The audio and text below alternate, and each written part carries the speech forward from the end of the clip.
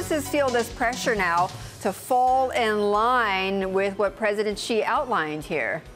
Well, at a certain level, I think they're going to have to adjust to the new priority. As you said, it was pretty clear. One of the big takeaways from Xi's speech last week was that he wants to improve the living standards of ordinary workers, not just management. He wants to address the wealth gap, which will probably have some implications for the property market. And generally, he just wants to make China a better experience for the working population than it has been during the high growth, high speed years. That's right. But multinationals, though, Brian, I mean, how are they already rising to this challenge? Well, being a multinational in China is a multifaceted experience. It depends on which kind of industry that you're in.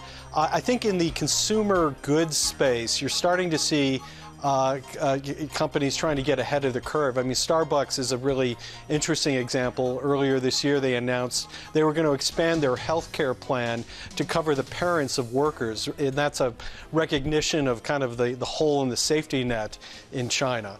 There are other companies like Yum, China, the fast food kind of conglomerate that's offering stock options to managers that run their fast food outlets, which is quite unusual in the fast food industry where compensation plans aren't all that generous. So we're seeing some signs of it already, Brian. But tell me about the Chinese property developers, because I think there's that one line they're all, I guess, waiting for from President Xi, talking about how housing is for living, not for speculation. How are they positioned in this new environment now, then? Well, I'm sure that line caught their attention. And I think if you talk to economists, when they really analyze the root cause of the income inequality in China, it really comes down to housing. Either you're in or out of the market, either you're struggling to get in to accumulate the savings, or you're riding the bubble up.